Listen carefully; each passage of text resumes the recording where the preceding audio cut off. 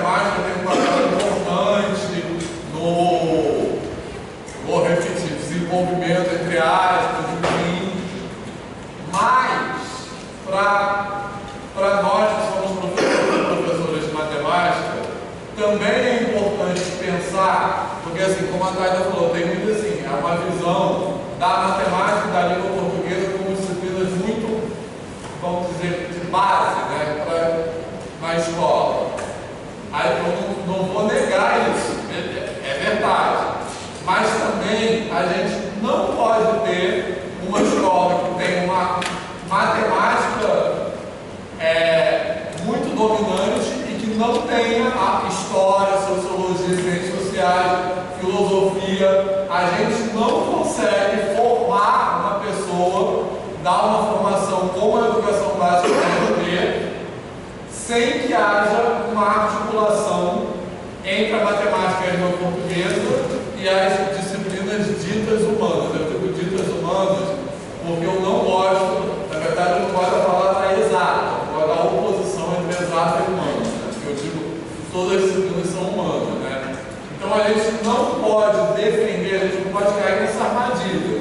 A gente não pode defender uma escola que tem que ter muita matemática, muita língua portuguesa, que não tem as ciências humanas, que não tem história, que não tem geografia, que a gente não pode formar uma pessoa sabendo muita matemática sem ter uma visão crítica sobre aquela matemática, né? Assim, tem muitos exemplos disso, da gente ver que a formação matemática não é suficiente. Tem um livro, por exemplo, que chama, em inglês, que chama, eu acho que a tradução é Armas de Destruição Matemática.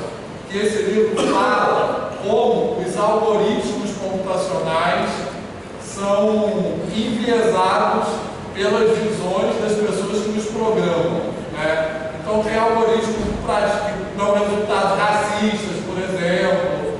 A gente está vendo um pouco isso nos algoritmos de reconhecimento facial, que é um pouco na moda no momento, né? Assim. Então não adianta. Então por que acontece isso?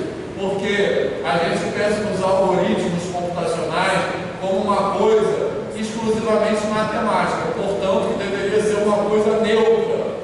Só que nada é neutro, nada no mundo é politicamente neutro. A matemática não é politicamente neutra.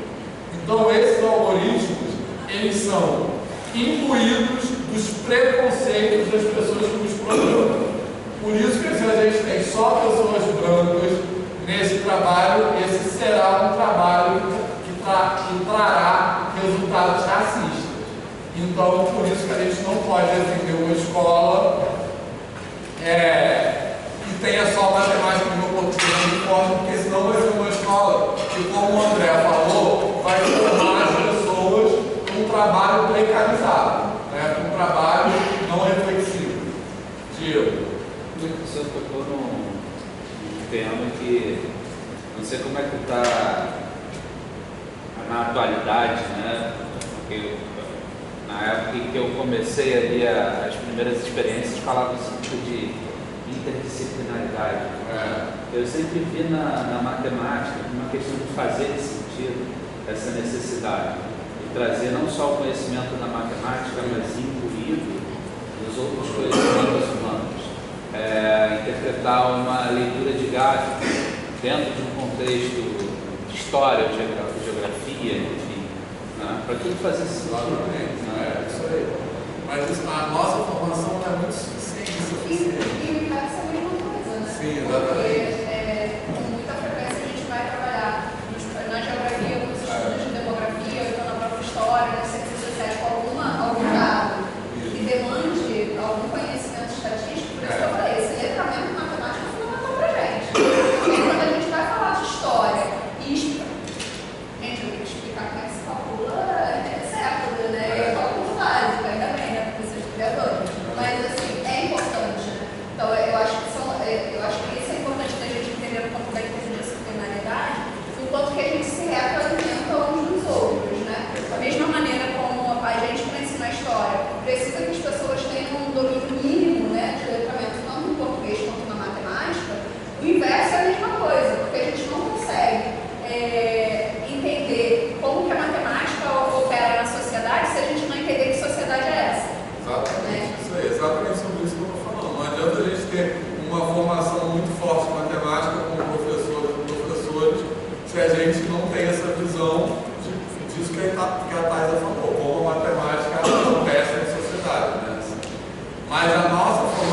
demais formações de licenciatura em geral no Brasil, talvez com essa exceção da pedagogia, que é uma formação que mal ou bem articula várias disciplinas que também têm seus próprios problemas, mas a formação de todas as licenciaturas no Brasil também é muito cada um em seu quadrado, é muito cada disciplina dentro da sua caixinha. Isso é uma coisa que a gente não vai seria educação setorizada, não sei se...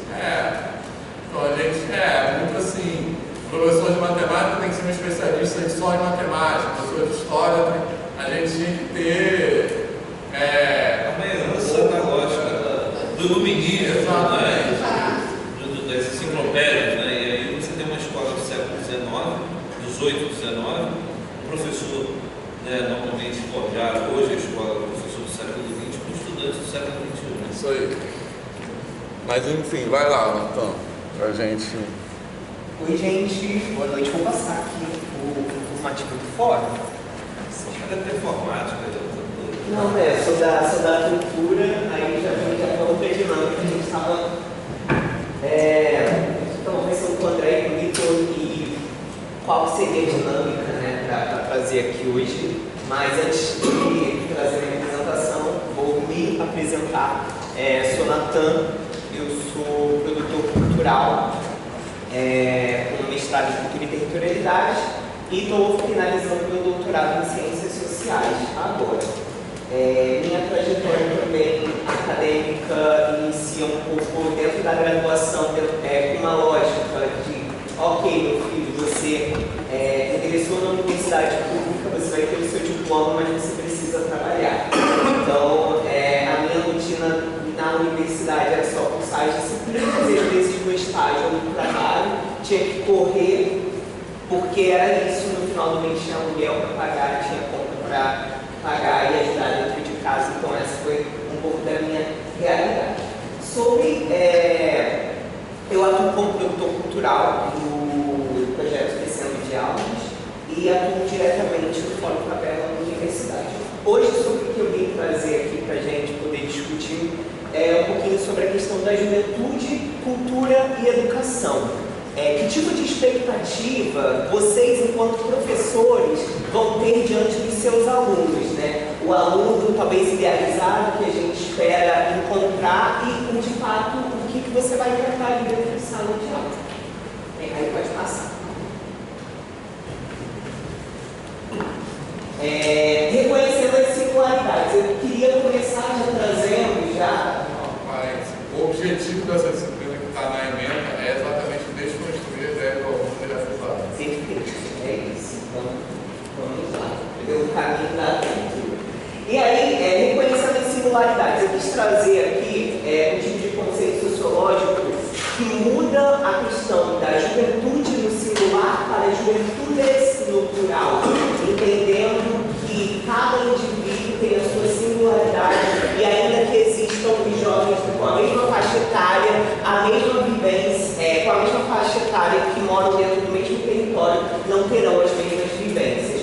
Então, já iniciando isso para que a gente possa observar. Pode passar para o próximo. Analisando a questão das múltiplas trajetórias, eu quis trazer uma referência a um texto que se chama Alienígenas na Sala de Aula. É um texto que foi traduzido pelo Tomás Tadeu da Silva, que aponta uma pesquisa que aconteceu na Austrália, que estava acompanhando dentro das escolas o tipo de aluno que estava surgindo. Que nova geração é aquela que está surgindo ali. Então, muitas vezes, o professor que tinha relação, que ia dar uma ótima expectativa de que o aluno atendesse ao conteúdo que estava sendo passado, mas o aluno não respondia, o aluno estava distraído a partir da sua vivência. E aí tem um professor lá da educação da UFBA, o professor Paulo Carrano, e tem um textinho que ele fala assim, um texto dele que fala assim: os jovens, mesmo aqueles das periferias, onde cidade não rima com cidadania, são mais plurais do que aquilo que a instituição escolar normalmente intui ou deseja perceber. As escolas esperam alunos e o que lhes chegam são sujeitos de múltiplas trajetórias e experiências do mundo. Ou seja, ainda mais para vocês que vão trabalhar com uma disciplina como matemática, às vezes a maneira como você vai lidar com os alunos vai ser muito diferente, vai ser muito diferenciado, porque cada um vai ter um jeito, cada um está vindo de uma vivência, cada um está vindo de um determinado de uma determinada escola, então isso atravessa muito. Pode passar. Então, tem alguém de pedagogia aqui? Bom, autonomia e repertórios próprios, né? O próprio Paulo Carrano, ele também na pesquisa dele com juventudes, ele percebe que os jovens hoje em dia, mediante a tecnologia e os acessos que eles têm, vão tendo uma autonomia cada vez maior em relação à família e criando seus próprios repertórios, né? Então a gente vai pensando como essas sociabilidades de grupos vão surgindo para a construção desse indivíduo, da identidade desse jovem, desse aluno, a partir das suas relações com seus amigos, seus familiares, o acesso à internet. Então, isso é um dos elementos que precisa passar. Bom, falamos sobre o que vivemos. Em uma palestra na Universidade de Harvard, a Anitta estava comentando sobre um pouco sobre a trajetória dela no funk, porque tem muito tempo, eu vou vir para ver isso melhor. Mas, e aí ela é questionada sobre a questão do funk. E como que no Brasil o funk é muito sexualizado, é vinculado a armas, a drogas. E aí o que ela traz na fala dela da palestra a rejeição ao funk é única e exclusivamente porque o funk veio do pobre, veio da favela. E é muito difícil para você que nasceu naquela realidade cantar sobre coisas lindas. O barquinho vai, a tardinha cai. Você não está vendo isso. O funkeiro nada mais ele canta que a realidade dele. Então se ele acorda, abre a janela e vê gente armada, se ele acorda, abre a janela e vê gente se drogando, se ele vê pessoas se prostituindo, é a realidade dele. Acaba que para a pessoa aquilo se torna normal. Então talvez a realidade que o seu aluno vai chegar, um aluno talvez que vai ser um pouco agressivo, um pouco bruto, isso vai trazer um pouco da realidade dele. E você como professor precisa também se colocar num lugar de empatia, e aí eu vim trazer um pouco disso também, para entender que muitas vezes essa pessoa vai ser uma pessoa que vai ter dificuldade com matemática, mas vai ter facilidade com artes, com cultura, e é isso que a gente vai passar um pouquinho para ver. Pode passar. Nos deixe contar nossas histórias. Por que eu quis trazer um pouquinho sobre nos deixe contar nossas histórias? Quando a gente vê sobre hip hop, slam, a questão da poesia, do teatro mesmo, muitas vezes se torna o caminho pelo qual esse jovem e essa jovem encontram uma maneira de se expressar e de expressar as violências que atravessam o seu próprio corpo. E o exemplo do slam é algo que me atravessa muito, porque eu pesquisei slam no mestrado, e uma das coisas que me atravessavam era todo tipo de violência que poderia gerar um silenciamento na vida desses indivíduos se torna um motivo para que eles possam criar as suas poesias. Então isso é atravessado o tempo todo. Deixa eu só pegar minha colinha, que a Chimamanda, que é uma autora, e a autora Chimamanda Ngozi, O Perigo de uma História Única, fala sobre o poder que é associado a essa história.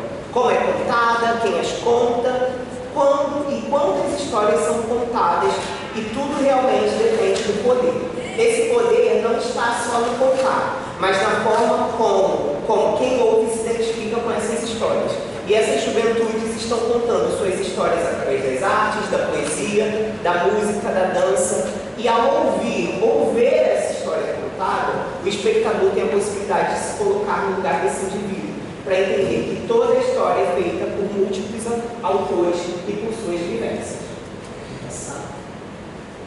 Bom, narrativas normalizadoras, eu estou trazendo um pouquinho de Walter Benjamin, porque ele fala sobre a experiência. E pensando na experiência como fonte do narrador, quando essas pessoas, esses jovens, têm uma experiência negativa, de violência contra os seus corpos, contra as suas identidades, isso não se torna um motivo para silenciá-los, pelo contrário, isso se torna um gatilho para que eles possam performar a sua arte e, de uma certa forma, ir contra todo esse tipo de violência que eles sofrem.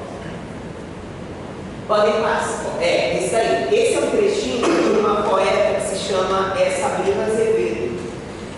E eu queria ler para vocês. Aqui. Que diz assim: eu ainda não tenho diploma universitário, mas a rua me ensina.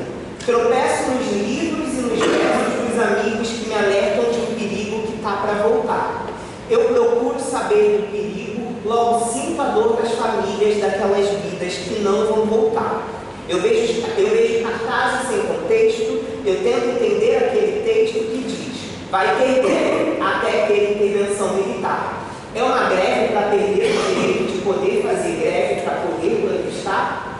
Eu iria ser proibida de poder me expressar? Eles iriam mandar eu me calar e eu me negaria, e a intervenção me calaria, e eu morreria, como o poeta Frederico Garcia, recitando minha última poesia. E é interessante a gente analisar um pouco do que a Sabrina está falando, porque ela não está inserida dentro da universidade, mas ela sempre está falando durante suas performances que ela é uma universitária das ruas, ou seja, a rua que formou ela, e ainda que ela não esteja inserida enquanto aluna, ela consegue frequentar esses espaços enquanto poeta pela sua arte reconhecida. Pode passar. Aqui tem um exemplo de um trabalho do coletivo Gato Mídia no Complexo do Alemão, que é o Favelado 2.0, onde durante 2 semanas eles ofereceram uma residência na qual trabalharam com tecnologia, literatura, fotografia audiovisual, e a proposta era justamente essa, de entender que esse jovem que mora na periferia, ele ressignifica esse conceito de favelado. Ele é um favelado da atualidade. Então, ele toma isso para si e aquilo que seria negativo se torna positivo. Pode passar. E o Islã, que são as batalhas de poesia, e acontecem aí sobremaneira, os jovens, aqui no Brasil, isso se ressignificou de uma maneira tão grande que os jovens dos territórios periféricos se apropriaram disso e tornaram, fizeram das ruas, dos espaços públicos, um lugar de batalhar e perfumar as suas artes. É isso, muito bem objetivo, acho que eu tenho 10 minutos. É isso, gente, obrigado.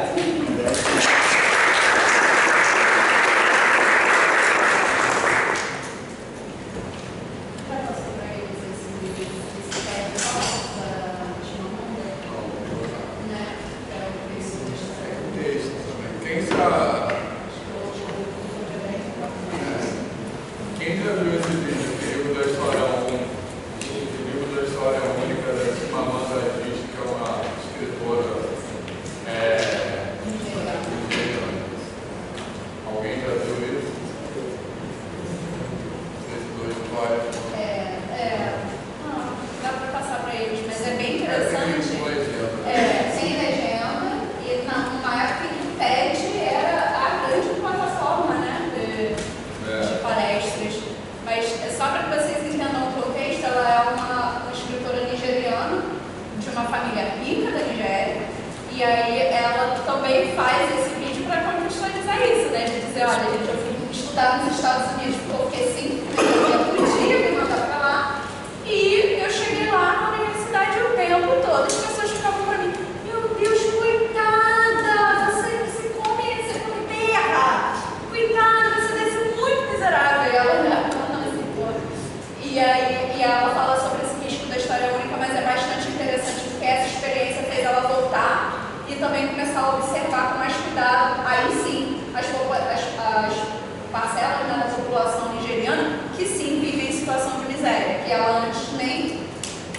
E aí mudou muita coisa na vida dela, né? Quando ela passa a ser tratada como uma pessoa extremamente vulnerabilizada pelos estadunidenses, né? Que olhava para ela e falava, tadinha, Nigéria! Não sabiam nem que ela falava inglês, pensavam, nossa, você fala inglês tão bem. Ela, pois é, né? Por acaso eu falei inglês que eu nasci. Uma coisa que ela fala nesse vídeo é que como ela é de uma família rica da Nigéria, a família tinha empregada. Então ela fala que ela pensava na família da empregada como pessoas super pobres e que não tinham nada assim de que ela, um dia ela vai visitar um lugar onde a empregada morava e viu que elas faziam uns cestos assim, de artesanato que eram super bonitos e aquilo surpreendeu, porque ela sempre pensava que dos lugares rotulados como literários, a gente olha como se fosse uma coisa só, por isso que é o perigo da história única. Não poderia sair nada de belo, basicamente é isso que ela fala. Né? E isso tem um pouco a ver com a forma como se as pessoas que não são da favela muitas vezes veem a favela.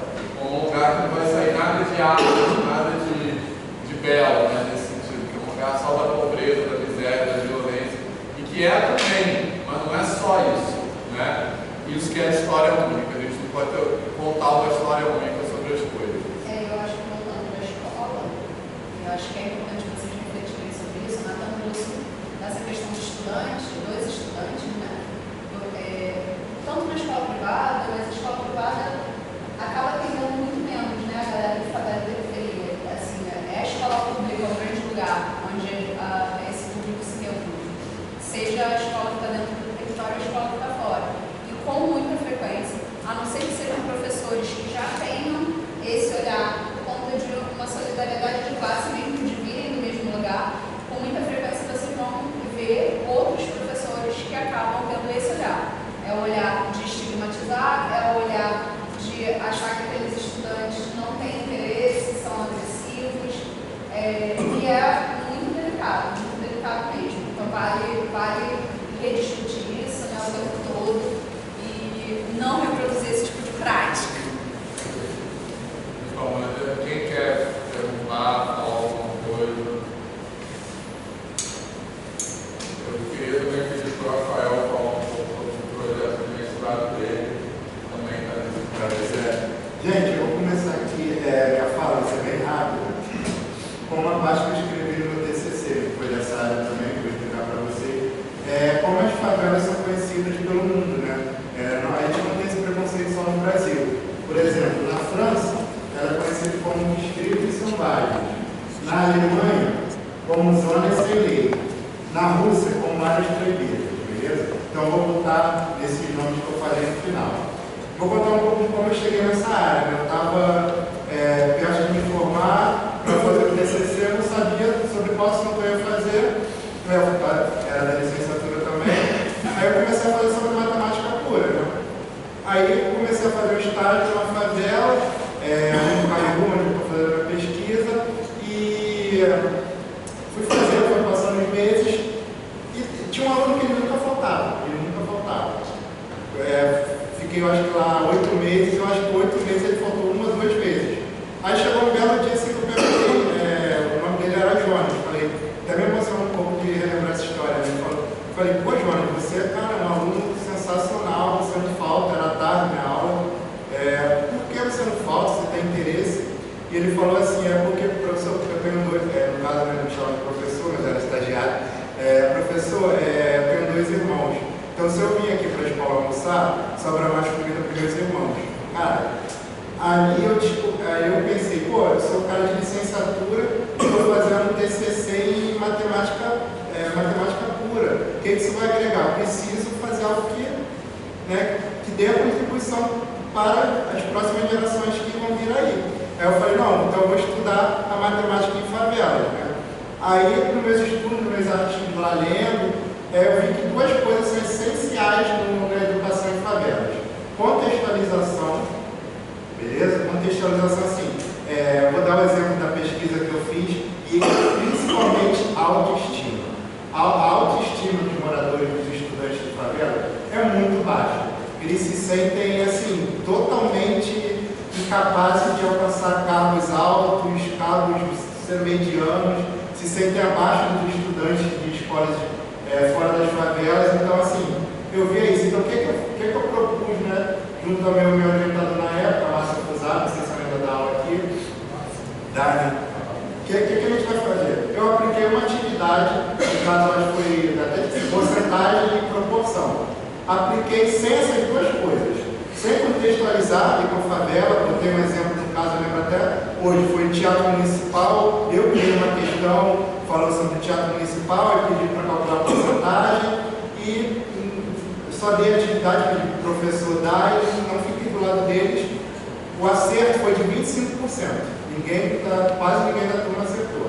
Aí eu voltei lá com os mesmos números, só que contextualizando. Essa escola que eu fiz esse projeto é do lado da fábrica, no colégio no Caju, do lado de uma fábrica de Coca-Cola. Então muitos ali fazem visita à fábrica de Coca-Cola, têm muito interesse. Então eu contextualizei com aquela fábrica da Coca-Cola, e quando eu apliquei, eu fui passando de mês em mês, falando, tá por aí, tá no caminho, tá quase acertando, tá bom, só muda aquilo ali.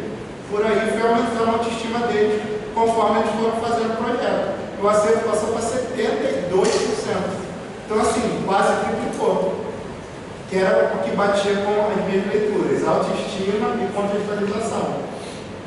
Aí eu defendi o TCC, nem imaginava, não queria fazer mestrado, não me achava capaz de estar entre... Assim, eu nunca fui um aluno de nota 10, eu sempre sou aluno do 7, sempre fui aluno do 7, sempre passando na média. Tanto que para mim o 7 era o meu número da sorte, mas eu passava para o 7. Já contei para vocês que eu reprovei 2, 3 vezes em Física 3. Foi a única matéria que eu reprovei da graduação, mas eu reprovei muitas vezes, eu não entendi. Então, assim, não me sentia capaz de fazer mestrado. Só que aí professores como o Vitor, né, e outros professores falaram, cara, esse projeto seu continua, você não pode parar por aí, porque não tem estudo de matemática relacionado à favela. Vai ser algo assim, que realmente vai criar vai expandir esse campo. Acreditei nas palavras dele, fiz a prova do mestrado, fiz a entrevista, acreditei no projeto, e eles gostaram e eu passei, né? É verdade, não é. E agora eu estou fazendo esse projeto do mestrado, só que o que é o mestrado? É uma continuação do TCC, você tem que afunilar mais essa pesquisa. Então eu estou fazendo a mesma coisa, só que agora numa turma de EJA, né? E eu fiz a entrevista com a professora dessa turma e ela falou exatamente isso, né? Aqui eu não ensino matemática só, eu ensino autoestima.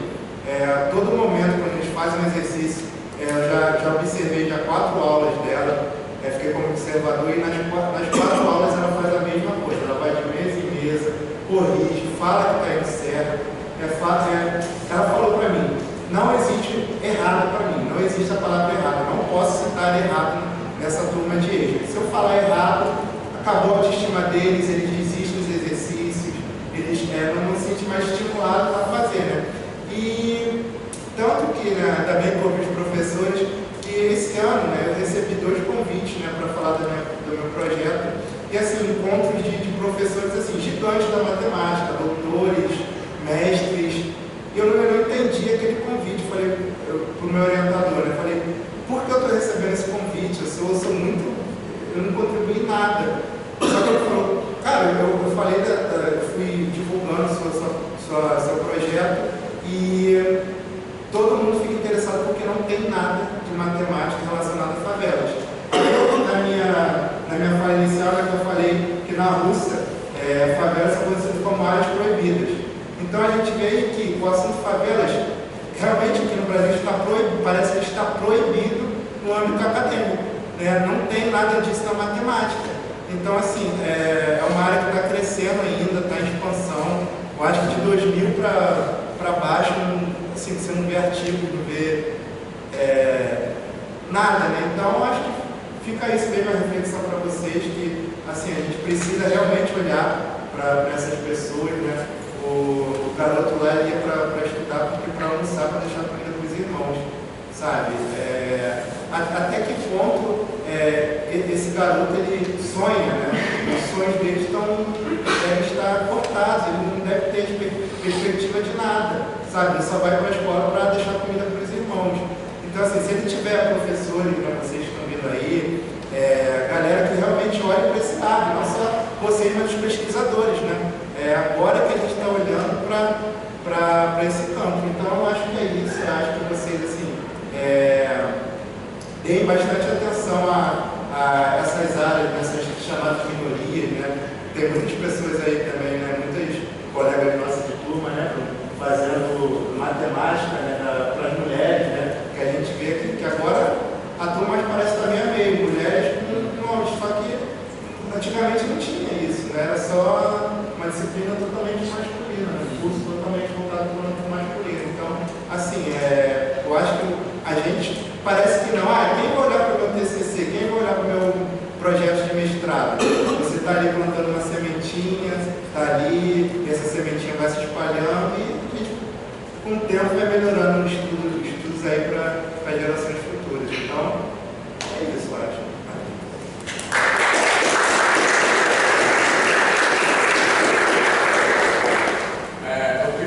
A fala do Rafael me lembrou algumas coisas que eu queria destacar aqui também. Primeiro, eu acho que é importante a gente pensar nesse desenho. Eu vou dar um exemplo também que aconteceu comigo.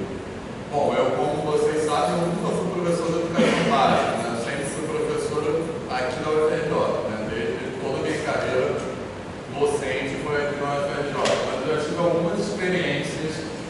dar aula em pré-vestibulares comunitários e sociais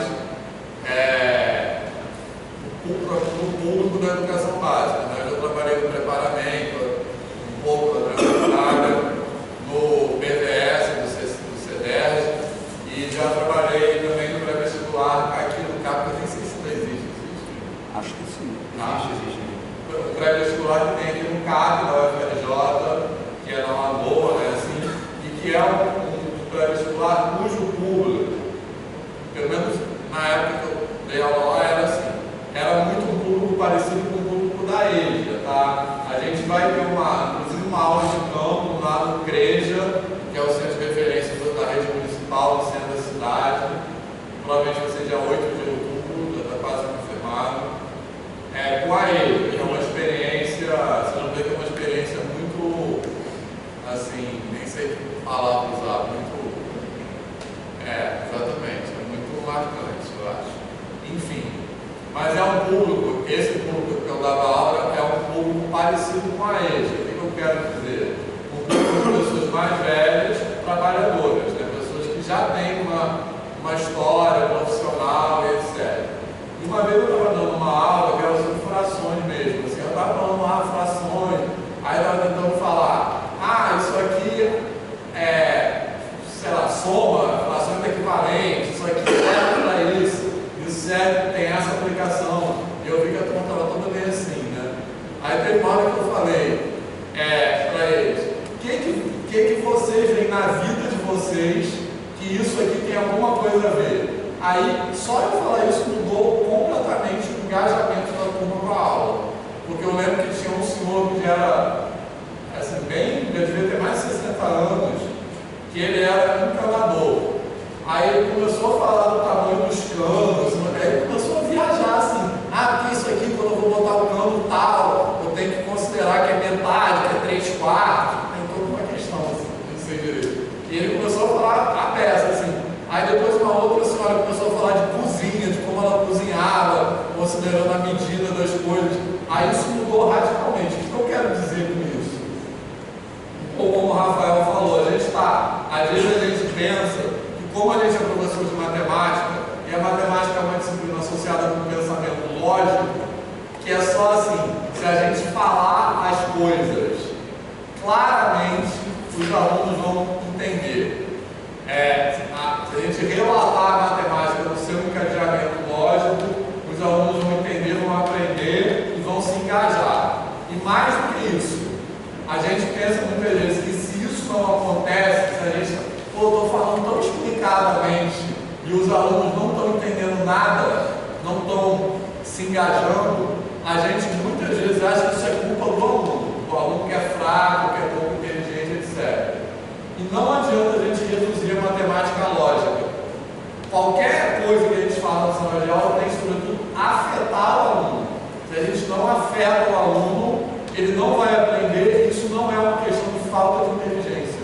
Não é que aquela pessoa é pouco capaz intelectualmente. É que aquilo não faz sentido para aquela pessoa.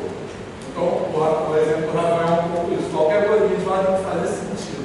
Também não adianta, né, qualquer contextualização. Como eu falei, a questão que eu fiz estava contextualizada. Teatro municipal é uma realidade de muita gente, mas não era a realidade deles. Eu acho que na turma de 40, 2 alunos tinham visitado o teatro municipal. Então aquilo não ia despertar o interesse deles. Né? Então não adianta qualquer contextualização. O nosso contexto como professor não é o contexto dos alunos. Exatamente, isso é muito importante. Porque a gente fala é importante contextualizar a matemática, só que quem contextualiza é o aluno, não é o professor. Porque é o contexto que faz sentido para o aluno. Só uma coisa para concluir. E uma outra coisa é que, por exemplo, o público da EJA, né, que são pessoas que já têm uma história profissional, e esse público evidencia muito uma coisa que é o seguinte, que é muito que o Paulo Freire fala também da educação bancária. Quem já ouviu falar, sabe o que é isso? Então, o que o Paulo Freire fala de educação bancária é a ideia de educação que vê o aluno como um pote vazio. Então, a educação é depositar coisas, conhecimento, dentro. Então, o aluno não traz nada, ele chega na escola vazio e o professor deposita coisas nele. Ao fazer isso, né, a educação, que o Paulo Freire chama de educação bancária, em oposição a isso ele propõe a educação problematizadora, né, assim. Então, quando você faz isso, você desqualifica aquilo que o aluno já sabe, né, assim. Ao desqualificar aquilo que o aluno já sabe, você está dizendo para ele que o conhecimento dele, porque ninguém entra na escola vazio, né? A gente já traz alguma coisa. Você está dizendo para ele que aquilo que você está falando é mais importante do que aquilo que ele tem dentro dele. Ou seja, é mais importante daquilo que aquele aluno é. Isso na EJA é muito evidente, mas isso acontece em qualquer contexto escolar, né? Nesses casos, a escola serve, a escola que tem esse tipo de abordagem, o professor, a professora que tem esse tipo de abordagem, acaba tornando a escola um papel de dizer para aquela pessoa, para aquele sujeito, para aquele aluno, que ele é uma pessoa de segunda categoria, que aquilo que ele sabe tem menos valor, né? Então, isso acaba, a escola, que deveria ser um espaço, vamos dizer assim, de redução da injustiça social, acaba sendo um espaço de aprofundamento da desigualdade social, porque essa escola que diz, isso que você traz não serve para nada. Esse exemplo que eu trouxe da EJA é um pouco isso, né? Assim, então a gente tem que trazer aquilo que o aluno traz e legitimar dentro da sala de aula. Só para terminar, que eu estou me alongando muito, eu falo. Enfim, tem um livro que já é um pouco um clássico, que foi um dos primeiros livros que começou a trazer isso para o campo da matemática, que já é da década de 80 esse livro, que chama Na Vida 10 na Escola Zero. E esse livro, ele foi feito a partir de uma pesquisa com crianças que eram trabalhadoras em Recife, na década de 80, né? Gosto do saco e que essas crianças, elas trabalhavam, por exemplo, como vendedor na feira.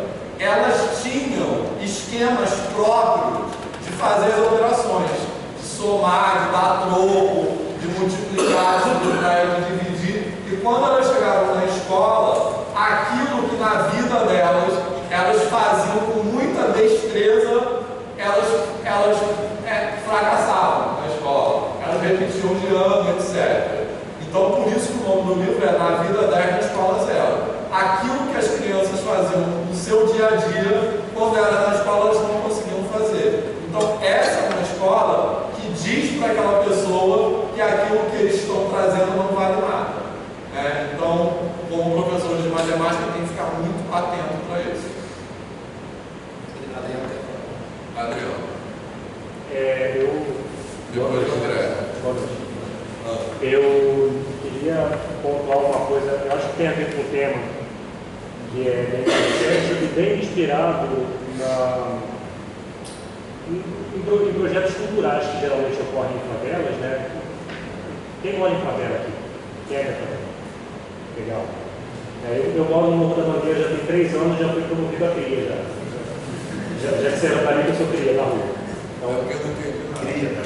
Então, eu já sou cria lá na Mangueira, né? Estou lá há 3 anos, já estão me reconhecendo como cria. Mas você não é de lá? Não, não sou da Mangueira. Na verdade, a minha infância foi em outra favela que agora, infelizmente, está famosa, que é a favela da Museu. Minha infância foi lá.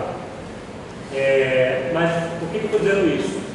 Eu acho muito interessante o engajamento que geralmente a população tem em torno de projetos culturais, como geralmente capoeira, né, futebol, coisas que têm a ver com esporte, ou com dança, ou com funk, que atraem muita gente, muitas crianças, e que geralmente são conduzidas por pessoas de favela. Né? Pessoas da favela fazendo coisas para a favela, promovendo cultura para a favela, e eu acho isso muito interessante, sabe? Não sei se vocês pensam sobre, principalmente vocês que vêm da favela, mas todo mundo, mas principalmente vocês que vêm da favela, o que vocês pensam sobre isso, sobre a possibilidade de um dia serem professores da favela também, né? Eu acho que isso é muito importante, porque como a gente está discutindo, né, essa questão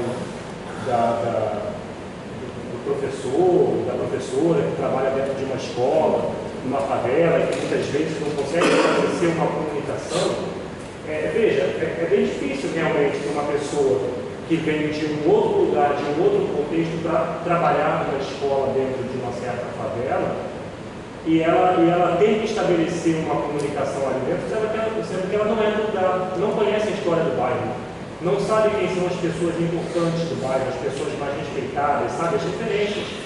Isso é muito importante, né? Inclusive eu gostaria muito no lugar onde eu vou dar aula agora, que é lá em Nova Iguaçu, de aos poucos começar a conhecer o lugar. Eu disse isso com os alunos do meu primeiro dia de aula. Eu acho que vocês vão ter que me ensinar um pouco sobre isso aqui, porque eu não conheço Nova Iguaçu, eu venho de outro lugar. Então vocês vão ter que me ensinar sobre Nova Iguaçu. Eu acho que seria bem interessante, sabe? A favela formando seus próprios professores. Isso seria bem interessante.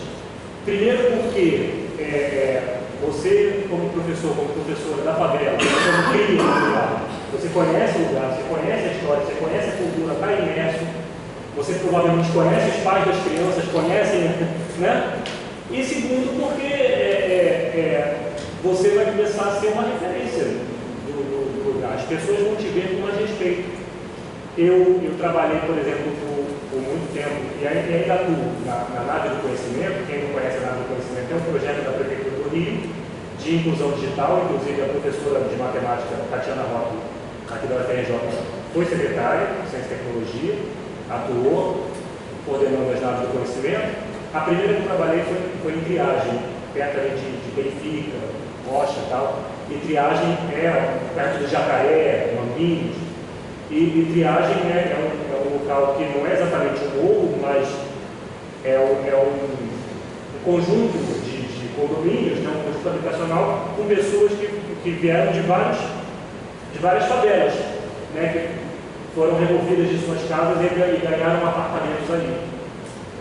Quando eu cheguei para trabalhar em triagem, eu não era do lugar, eu era uma pessoa completamente estranha. Eu cheguei com altos preconceitos sobre aquele lugar, eu achei que eu não ia lidar com as pessoas. As pessoas também não me olharam muito bem, porque eu parecia até uma almofadinha. Mas, aos poucos, a gente vai conhecendo as pessoas e vai tirando esse véu do preconceito. E eu comecei a ver as pessoas, o coordenador dessa unidade que eu trabalhei foi muito inteligente nisso. Ele selecionou para trabalhar com ele pessoas da comunidade.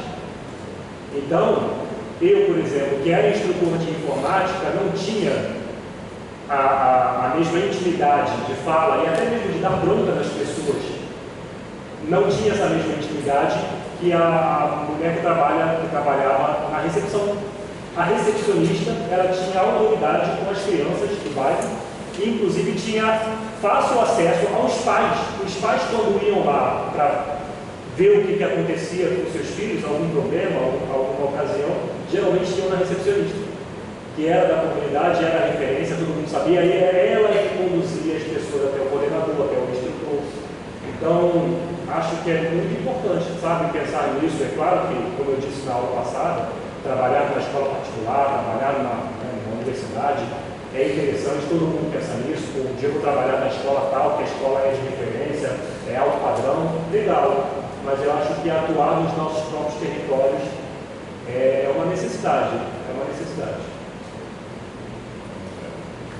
Então, muito rico, né, o debate. Muitas coisas foram faladas e muitas são assim, bastante impactantes. Rafael trouxe uma contribuição que eu queria chamar a atenção para vocês, porque, primeiro, que essa categoria favela, né, eu acho que vocês devem saber, mas é importante pautar, são nomes de um arbusto, né, uma planta, que enfim, tinha lá em abundância os limítrofes de onde aconteceu a Guerra de Canudos, ou o massacre de Canudos, e quando os soldados estavam na região central da então cidade do Rio de Janeiro, se viam também próximo a árvores que tinham semelhança, né? E ganhou essa denominação do Morro da Favela. Mas essa ocupação urbana, sem autorização do Estado, para resolver um problema do Estado, que o Estado precisava botar essas pessoas para morar em algum lugar, era antes, inclusive, da ocupação da Providência. Você falou da Mangueira, ali a fazenda, sei lá, o sítio do Visconde de Niterói, não é à toa que recebe aquele nome, já tinha essa ocupação. O Jacarezinho tem uma liderança social do Jacarezinho, que é o Vila Gabriel, e gosta muito de denominar o Jacarezinho porque é o jacaré, né? Mas de qualquer forma, ali também já tinha ocupações ali no início do século, né? Onde é Manguinhos, onde hoje tem ali a UPA, tem um quartel do Exército, do lado tem o ex-combatente, ali foi um lixão no final do século XIX, no início do século XX. Tinham residências ao lado do lixão, né? Então, assim, onde hoje ficaria a Vila União, né? Isso foi demolido, veio depois os conjuntos ex-combatentes, dos Correios, e mais uma empresa pública, num momento específico, e ela foi colocada. Então, essa ocupação da favela é significativa. Mas a favela, o apagamento da favela, a tentativa de erradicar a favela, vem desde o seu início. E essa erradicação já foi falada aqui de diversas formas. As remoções são isso, né? O fato de relegar a favela à sua própria sorte. Pessoal, se alguém mora, que eu já fui no Morro da Formiga, por exemplo, aquilo dali, se bobear, quando você está na rua, parece que você vai voltar, pessoal. É de uma inclinação das mais simples. E olha, particularmente, eu trabalho com um projeto social, poucas favelas, sim, mas eu acho que o Morro da Formiga, eu acho que é um dos mais ícones que eu conheço, assim, de favela, que eu já visitei. Assim, pelo menos de Guadalupe até a Rocinha, acho que tem poucas favelas que eu não fui no Rio de Janeiro. Então, assim, eu posso dizer. E aí vocês se perguntam como aquelas pessoas foram colocadas ali, o acesso à água, o acesso a serviços básicos, ou seja, não foram deixadas ali, pessoal, para morrer. A verdade é essa, deixando a própria sorte, né? Então, e tem o apagamento simbólico, que aí é onde eu quero chegar com o Rafael. Porque o morador da favela é o preguiçoso, é o apático politicamente, é o cara que não se organiza, é o porco imundo, anti-higiênico, né? É o burro. Então, esses estereótipos, e aí por isso que eu digo, inclusive, é o vagabundo que quer trabalhar. É o vagabundo que não quer trabalhar. E esses estereótipos, eles estão sendo conformados. Inclusive, o IBGE trocou, eu estive no ano passado no seminário, quando decidiu essa troca, a substituição, né, de usar o termo aglomerados subnormais para favelas e comunidades urbanas, né? Mas uma das questões que chama a atenção ainda é que definir o que é favela, muitas das vezes as pessoas querem ficar ali no sentido do econômico. Mas para mim, e aí depois um dia a gente vai até voltar a debater isso, está no campo do simbólico. Porque sinceramente eu conheço o triagem. Muita gente da triagem se vê como morador de favela. Tem um jovem ali, um homem de favela, uma triagem, os prédios de triagem, né? Então, assim, não é edificação. Exatamente, mas não é só apenas a dominação pelo tráfico, né? Porque senão a gente pode associar que a favela é onde tem tráfico, né? Mas é uma construção simbólica que vai se dando na relação com o outro e que é quando o indivíduo que é indesejável, né? É o que é silenciado, é o que é apagado com um muro igual que tem na linha vermelha, né? Você precisa ter esse apagamento. E vocês que estão aqui, pessoal, tem um apagamento muito cruel, que vocês vão perceber que ele existe, se não perceberam ainda, que é o apagamento da capacidade de um morador de favela formular conhecimento. Né? Se tem um apagamento cultural, esse apagamento às vezes é substituído por uma apropriação da indústria de cultura, né, e mídia, mas no sentido da academia, vocês começam a perceber que o Rafael está com uma pesquisa legal, mas às vezes em algum momento vou começar a chamar o Rafael muito mais no campo da militância do que do próprio conhecimento. Não, ele está vindo para a mesa para ilustrar um pouco a experiência dele. E aí começa a praticar uma outra coisa que acontece no campo da ciência, que é hierarquizar o pensamento da prática. Como acontece na escola, vocês vão perceber que o conhecimento produzido em sala de aula, o conhecimento desenvolvido em sala de aula, ele é por vezes subalternizado e colocado num campo menor. Inclusive tem um autor que inclusive escreve a partir da matemática, fala da transposição de fantástica, né? E que inclusive a gente, até não sei como é que a matemática liga, mas pelo menos na época da prática de ensino de história, a gente debatia que esse conceito era suficiente. Por quê? Porque não é simplesmente alterar, mudar ali o tom de sol para mim, não é isso, né? Alterar ali o tom. Não, é a produção de um novo conhecimento, né? E esse conhecimento ele é apagado. E aí, agora imaginemos a escola pública e uma escola pública em favela e periferia, né?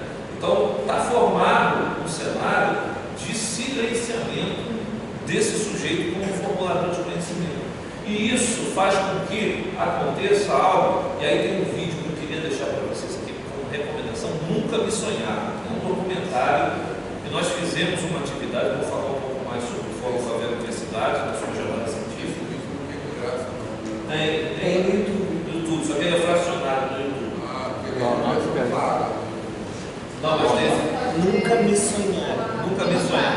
Nunca me sonhar. Sonhar. Nunca me sonharam, vale a pena e assim, vão preparados, tá? Para ver. O professor aqui, Vitor, ele pode pedir a produtora a licença, ele pode compartilhar a senha durante um tempo. Também se quiser assistir direto pelo nível lá do Vimeo, né?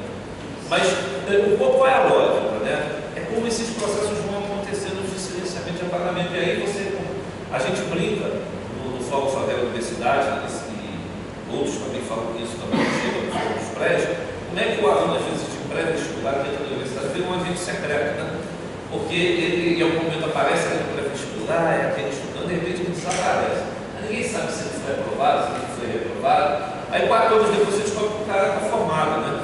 E muitas das vezes ele não volta. A gente tem bons casos de quem volta e tal, mas muitos desaparecem, se segue a sua vida. E não estou aqui fazendo um juízo de valor quanto a isso, mas aí fica até aquele sentido, né?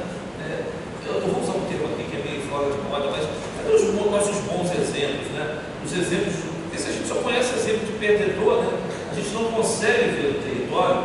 E aí tem uma chave que eu gostaria de provocar com vocês, que é a chave que eu trabalho na cooperação social. Uma escola para enfrentar isso, um corpo docente para enfrentar isso, tem que ser uma escola territorializada, que vai muito de acordo com o que o companheiro ali levantou. Porque também não é só ser alguém da favela ou estar alguém da favela, porque senão a gente reproduz algo que a ideologia de desenvolvimento de comunidade fazia aqui nas favelas nos anos 60, que Vitor Vara descia além, de achar que a favela, porque senão a gente só bota a gente na favela e está tudo resolvido. Não, a gente tem que ter interação. Eu concordo com ele, é importante que a gente no território convergindo e dialogando com pessoas de outros territórios. E aí uma educação territorializada, ela pode ser capaz de pensar e de construir esses sentidos da educação, do projeto político-pedagógico, inclusive da forma como os conteúdos vão ser trabalhados. Então acho que esse é um debate fundamental. E para terminar, né, voltando aí aos sonhos, a gente organiza, e o Vitor está nessa comissão organizadora, de alguns teimosos, a gente organiza um evento chamado Jornada Científica dos Favelados Universitários. Faveladas Universitários. Você tem uma discussão sobre essa tecnologia, mas é isso, é o que a gente tem pactuado. É um evento que tem a parceria aqui da PR5, da Pró-Reitoria de Extensão, da UFRJ. Agora, o Vitor, que tem uma exceção na Secretaria Municipal de Ciência e Tecnologia, tem sido um parceiro importante. E a gente tem construído, junto com organizações de Manguinhos e Maré, dentro do Fórum Favela Universidade, o Museu da Maré, o SEASM, a Rede CCAP de Manguinhos, um evento em que o que a gente quer é dar visibilidade às produções de conhecimento feitas pelos sujeitos e sujeitas periféricos. Ou seja, morador de favela, periferia, ou ex-morador, ou ex-moradora, que estão na universidade. Porque a gente quer que a gente possa discutir certos temas entre nós. Por exemplo, até essa questão aqui sobre favela. Hoje a gente falou um pouco do conceito de favela. Certamente vocês não terão uma disciplina sobre a história ou sobre a conceituação de favela. E tem uma farta literatura sobre isso. E talvez nesses espaços a gente construa mini-cursos, a gente construa atividades em que vocês vão agregar valor para o evento, porque vocês trazem a experiência de vocês. A gente não quer ser um receptáculo, um sugador, mas também a gente possa contribuir na formação de vocês. E aí, pessoal, aquilo que eu falei no início que me incomodava muito, como é que a gente fortalece o estudante periférico para que ele termine o seu curso superior e possa se empregar na sua área. Como é que eu indico, como é que eu trabalho, eu crio capital social para que aquele formando, aquela pessoa que está pesquisando um tema, possa estar junto num projeto, por exemplo, o projeto que eu e o Thais participamos na cooperação social, são quantos cursos estamos? A gente esse ano chegou a ter 84. 84 municípios, 77. Considerando a galera do Fomento. Todo mundo é de periferia, todo mundo, ninguém é um sujeito, ninguém é da classe média branca da Zona Sul, nenhum problema contra, nada contra, é porque as oportunidades para quem é recém-formado, que sai aí do mestrado, que sai da graduação, são muito maiores de empregabilidade, os desafios são maiores, ele não tem um padrinho, vamos usar um português claro aqui, ele não tem um amigo, ele não tem uma rede, né? Então, nesse sentido, a gente busca se fortalecer. E aí fica o meu convite que nesse panfleto ele fala do Fórum Favela Universidade, mas dentro das mídias sociais a gente está falando dessa terceira jornada científica. Ela vai acontecer em novembro, na quinta, sexta e sábado, são 3 dias. A gente vai ter também a abertura, a possibilidade de apresentação de trabalhos. Então, assim, eu sei que muitos aqui ainda estão nos primeiros períodos, mas se tiver em algum laboratório, algum colega que quiser apresentar junto, é muito bem-vindo. A gente tem uma série de mesas redondas e de espaços de debate na qual a gente quer que vocês sejam os protagonistas. Eu digo vocês que eu estou nessa história também, mas assim, a gente quer, na verdade, que o estudante da graduação possa fazer daquele espaço um espaço seu, né? Se apropriar dessa jornada científica. A gente está, inclusive, correndo na frente para que ano que vem, ou no próximo ano, daqui a 2 anos, a gente possa fazer um debate nacional. Eu usei aqui a categoria periferia, está chegando um pouquinho aqui no Rio de Janeiro, mas essa é uma categoria muito paulista, né? Em São Paulo isso está muito embora. E aí o debate aqui que eu quero trazer para vocês é isso. Se capilarizar, entrar nesses espaços, eu sei que para quem é estudante universitário nem sempre é fácil, mas acompanhe as nossas redes sociais. Pode ser que tenha uma oficina, um mini curso, um debate. A gente debate questões sobre gênero, sobre raça, sobre orientação sexual, sobre saúde mental, um debate sobre empregabilidade. A gente está querendo trazer a ministra Aniele Franco para fazer uma das nossas conferências. A gente queria trazer também o Renato Freitas, que é um deputado lá do Paraná, um deputado negro que foi expulso da Câmara de Vereadores e agora foi eleito deputado. Quer dizer, pessoas que têm uma trajetória de periferia e que podem contribuir, né? E a gente quer que vocês também possam indicar pessoas. Vitor está aqui, inclusive, como membro da comissão organizadora, né? Pô, tem alguém lá no meu território, lá no meu prédio, quer apresentar alguma coisa aí na jornada, como é que a gente interage um pouco mais? Por quê? Porque, além de ser estudante periférico, a gente também está considerando quem atua em organizações de base sociocomunitária nas favelas e periferias. Porque, às vezes, tem um sujeito que nunca morou na favela, mas que milita há 30 anos, por exemplo, no Museu da Maré. Pessoal, esse sujeito está mais do que apropriado para fazer uma discussão sobre favela, sobre produção de conhecimento a partir da favela. Não tenho dúvida disso. Se alguém está lá no Museu da Favela, lá no Cantabrava, se alguém está numa instituição na Rocinha, pessoal, pode trazer. A ideia é uma jornada científica, tem certificado, conta aí para as horas extraordinárias de extensão.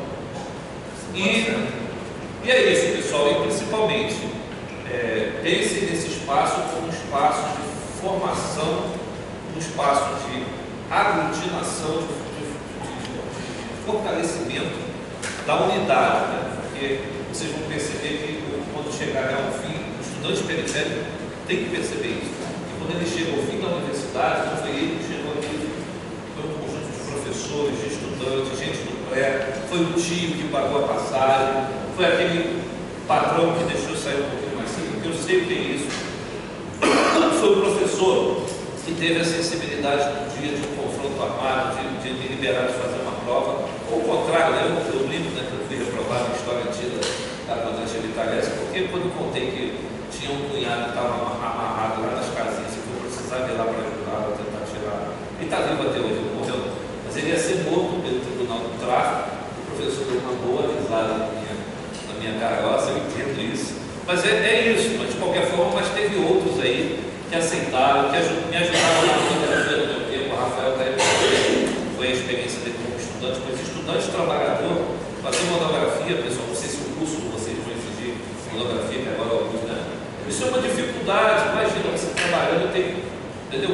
que chegar ao fim e concluir o ensino superior é algo que vocês devem pensar isso como uma atividade coletiva e não individual. E esse espaço no qual a Favela Universidade e da Jornada Científica é um espaço que pretende ser um espaço acolhedor de todos vocês para vocês.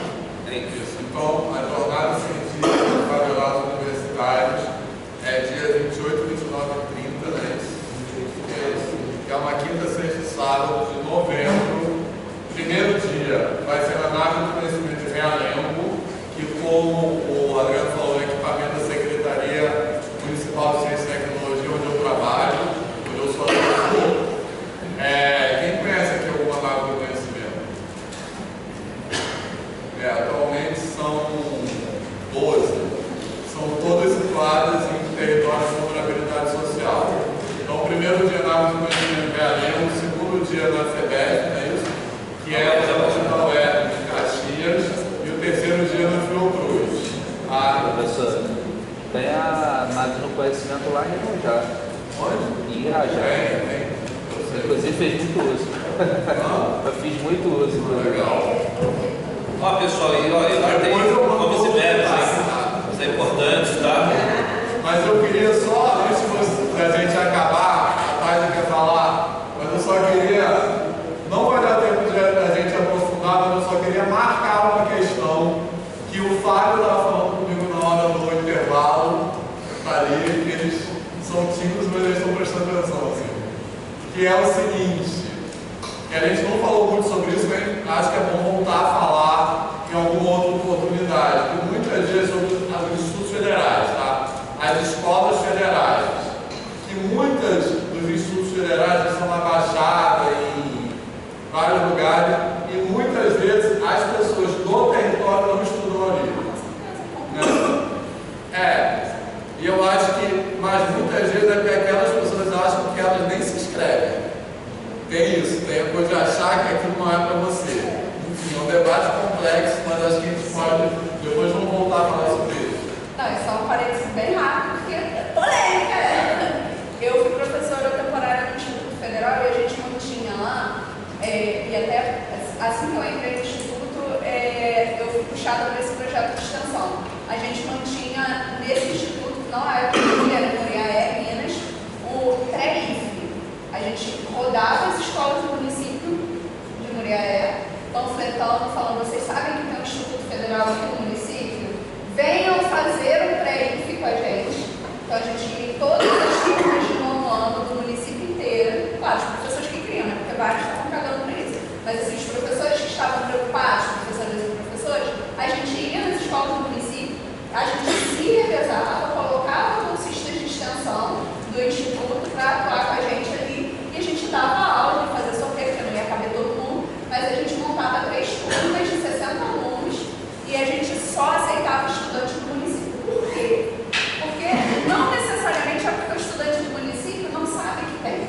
É porque a gente tem que considerar que a educação do município é generalizada. E o Instituto Federal ele tem um critério assim como o vestibular, que é o critério de exclusão, né, que é uma prova. Então, a gente acaba, inclusive, tendo isso, né, o perfil do estudantário, mesmo com as cotas, né, o perfil da galera que entra no Instituto Federal, no CETES da vida, não é o perfil de quem está no ensino médio do Estado, não é o perfil da galera que está ali no município, né? Tem um recorte já, que é algo que a gente precisa problematizar. A gente quer expandir a rede de institutos federais para democratizá-la, a gente tem que realmente discutir essa questão do vestibular deles, porque é uma prova difícil, é muito difícil, é no nível de vestibular mesmo para ingressar na universidade. Gente, o André falou da jornada, mas neste sábado a gente vai fazer uma atividade do Fórum Favela Universidade, no Espaço Casa Viva, em Manguinhos. Esse panfletinho que vocês receberam, eu peço que vocês deem uma olhada nas nossas redes sociais. Por quê? Porque a gente passa por diversos temas que dialogam com esse processo de vivenciar a universidade. E a ideia do fórum é exatamente essa: a gente entender qual é a relação entre universidade, favela e favela e universidade. Porque a gente sabe que passar pela universidade, sendo um corpo periférico, não é tranquilo, né? Tem muitas subjetividades, tem muita luta, é luta para entrar, é luta para se formar e é luta para arrumar emprego depois, né? Então, a gente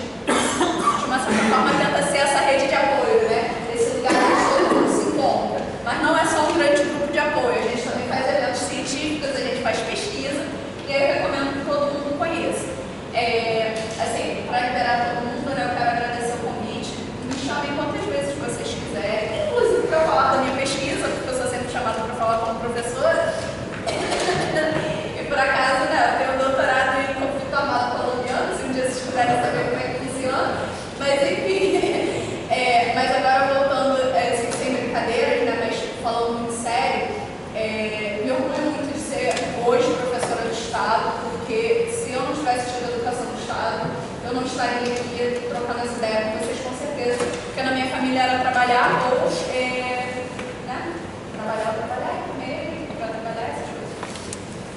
Quero que vocês se sintam também muito à vontade para conhecer o Fórum de Pré-Vestibulares Populares. Não trouxe o panfletinho, mas tem Instagram, tem YouTube, e depois a gente pode socializar materiais com o Vitor, tá?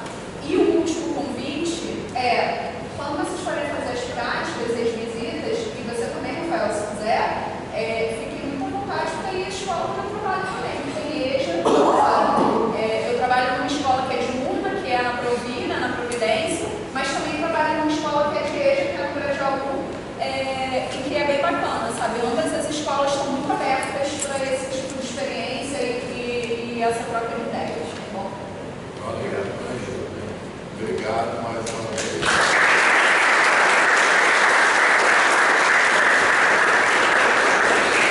Espero que tenham curtido. Valeu.